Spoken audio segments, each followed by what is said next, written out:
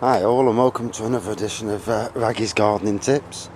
Today just going to show you some progress in my garden. From the other day, planted this bed up here with the grass edging, Carex Red Rooster edging, and a mixture of primulas, dahlias. There's even a euchre there, there's a cedar tree, and everything started. It's been watered well.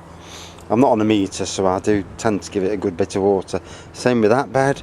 And now the dahlias have took over. If you remember the other week, the garden was full of forget-me-nots, and when I took the forget-me-nots out, it looked battered.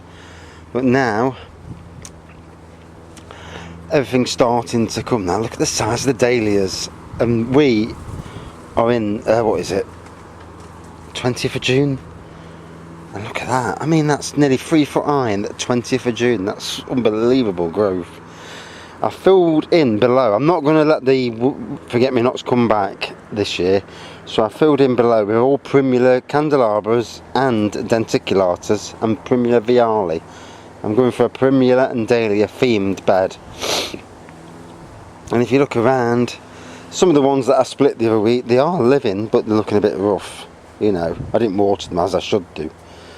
Lots of seeds coming up down there if you get close.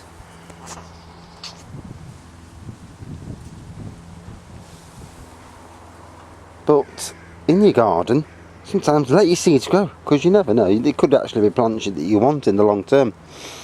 They'll always pull seeds out. And there you are. It's not looking too bad now. I've even weed killed the grass. And it has took, if you look down there, it's nobbled some of the moss as well. In some places it's nobbled a bit of the grass, but the grass will come back, but the weeds hopefully won't.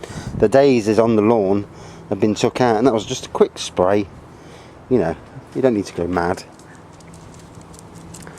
Now over here I've got a load of perennial lobelia. Look at that lot. There's probably 50 plants in that pot. And in the little greenhouse, they're the same. They're perennial lobelia, and they are as well. And they're Rebecca, perennial Rebecca.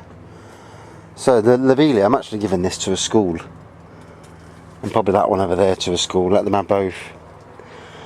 These plants down here, I can't remember the name of them for the life of me. It might be stocks, or is it Linaria? I'm not sure which one it is, but that one, I'm going to put them on the front garden today. There's some dianthus seedlings from the other week that I did, and they're coming on now. A bit late, but I'm not worried, you know, I don't need flowers. Now these, I've split these, and let me do it without,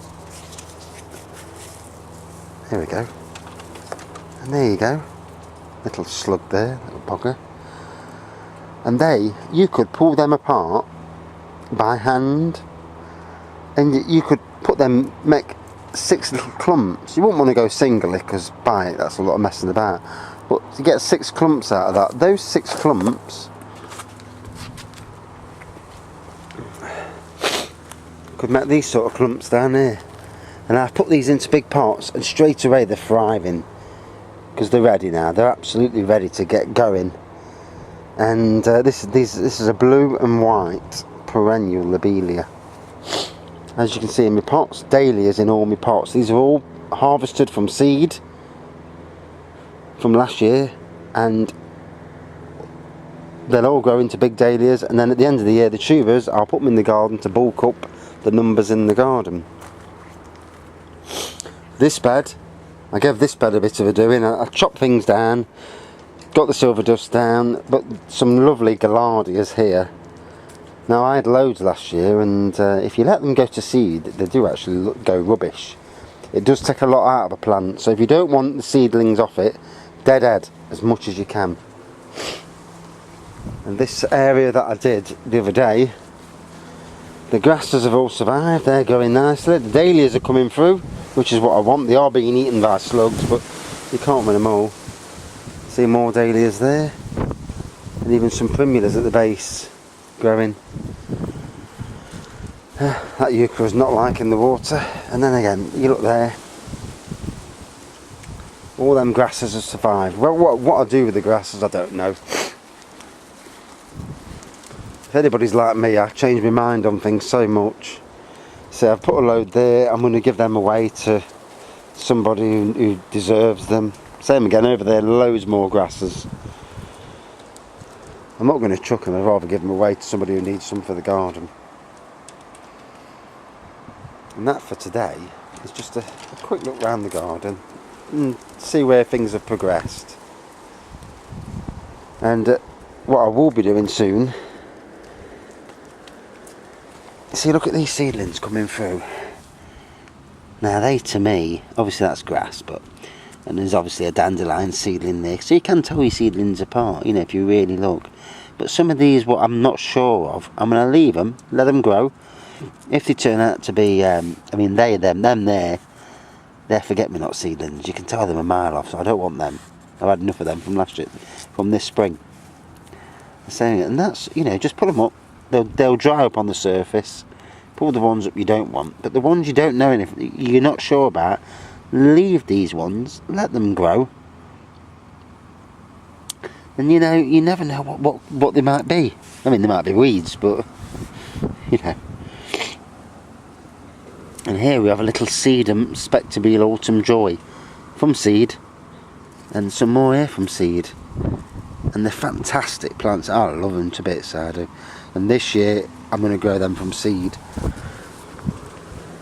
Now if we look up here, I started off with 3 primula candelabras that I bought. I split them to make 5 or 6, and now these are not too far away from being ready for harvesting for seed. The moment they are, I'm going to harvest a lot, set a load of seed trays up, and then hopefully, you know, they'll grow and I'll get another, you know, a crop of seedlings. The red seedlings did produce the red. These are the red variety of Primula candelabra. It did actually produce all red plants, which is quite amazing. Sometimes that don't happen. Right, and basically that's it for today. I mean, look at that. That's amazing. Middle of June. Yeah, just gone past the middle of June. I mean, I'm going to have to tie him up. I've left the stake in from last year. I'm going to tie him up because I don't want him falling forward onto the grass. Same with some of these, get some canes in. And soon they'll be flowering that one there. And you can see the amount of dahlias. The dahlias give shade to the plants below. So all these polyanthus that are starved of nitrogen by the looks of things, that's why they're looking so yellow. Now they're in the soil, they'll get a move on. But the dahlias will shade them during the summer months. But because you chuck water on dahlias, because they love water, the primulas will love that as well. So they'll thrive off the dahlias.